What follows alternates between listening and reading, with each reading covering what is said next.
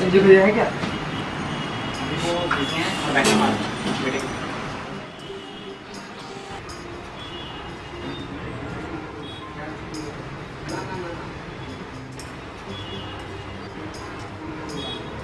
तभी आपको अंदर दो। मेरे कमिंग भैया। हाँ अमित आओ ना। कैसे हो? बस अच्छा। सॉरी यार, आपको थोड़ा सा वेट करना पड़ गया। वो एक्चुअली क्लाइंट से डिस्कशन चल रहा था ना, और आप तो जानते ही हो कि क्लाइंट भगवान के क्लाइंट मानते हैं। क्या भैया, अब आप भी पापा की तरह बोलने लगे।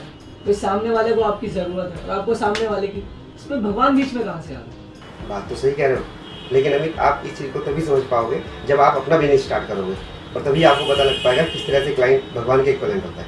भैया मैं अपना बिजनेस ही तो करना चाहता हूँ। अरे अमित, बिजनेस तो होता रहेगा यार। पहले ये बताओ आप लोगे क्या? नहीं भैया, जो मर्जी आप मंगा लीजिए। आकाश, 2 कॉफी। भैया मेरी एक प्रॉब्लम है, पहले आप उससे सॉल्व कीजिए। बताओ कैसी मैं प्रॉब्लम? बिजनेस करना चाहता हूँ भैया। ठीक है, अच्छा डिसीजन है। डिसीजन तो अच्छा है, पर पापा से इसी बात पे मेरी लड़ाई हो गई और फिर मैंने आपको इसीलिए कॉल किया। लड़ाई? कैसी लड़ाई? मैंने अपनी स्टडी पूरी कर ली है। मैं चाहता हूँ कि मैं बिजनेस करूँ, लेकिन पापा चाहते हैं कि मैं जॉब करूँ। मैं बिजनेस करना चाहता हूँ भैया। जॉब? तो जॉब में क्या दिक्कत है? दिक्कत भैया जॉब में कुछ नहीं है, बट मेरा ड्रीम कुछ बड़ा है। मैं कुछ बड़ा करना चाहता हूँ और मुझे नहीं लगता कि मैं जॉब में कुछ ज्यादा सक्सेसफुल हो पाऊंगा, इसीलिए मैं बिजनेस करना चाहता हूँ। मैंने पापा से बात की तो पापा ने 10 सवाल खड़े कर दिए। उन सवालों को लेकर जब मैं अपने दोस्त के पास गया तो 50 सवाल और मेरे सिर पे खड़े हो गए। फिर घर आया, मैंने सोचने लगा तो वो 50 सवाल 100 सवाल खड़े कर दिए। सच में भैया मैं बहुत ज्यादा उदास हो चुका हूँ।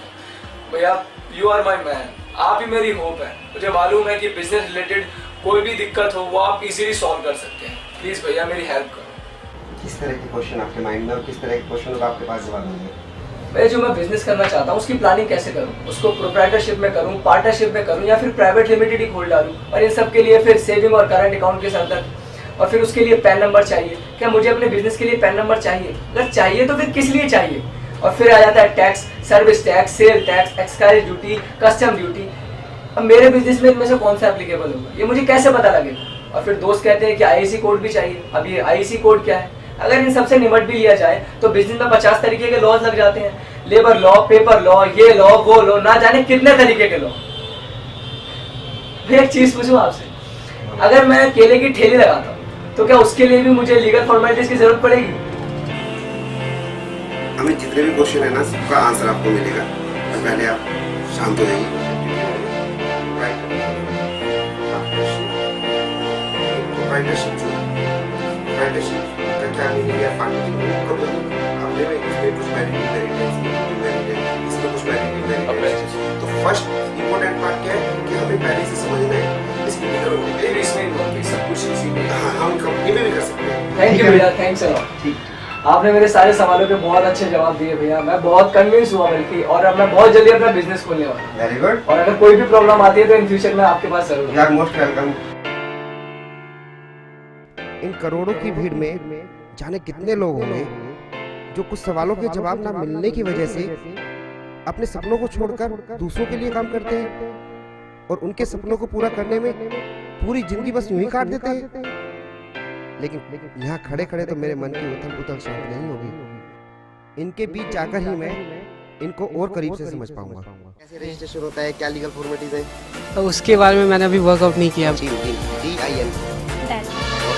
अभी स्टार्ट क्यों नहीं किया? सर अभी स्टार्ट इसलिए नहीं करूँगा सर, मुझे उतना ज़्यादा नॉलेज नहीं है। मतलब लॉ जी अभी तो उतना नॉलेज नहीं है मुझे, फ्रैंकली नॉलेज नहीं है तो फिर नहीं सर, मैं नहीं, स्टार्टिंग में तो मुझे कुछ पता ही नहीं था कि बिजनेस करना कैसे है। अगर आपको ये पता होता तो बिजनेस करते। हाँ बिल्कुल। अब दोस्तों, अमित की प्रॉब्लम तो जेन्युइन है और बाकी सबकी प्रॉब्लम भी अमित जैसी ही है। इन सबको ध्यान में रखते हुए हैप्पी लाइफ फाउंडेशन ने एक सेमिनार ऑर्गेनाइज किया है जिसमें बिजनेस और बिजनेस रिलेटेड आइडिया के अलावा भी बहुत कुछ सीखने को होगा जो आपकी जिंदगी के लिए हर कदम पर काम आएगा।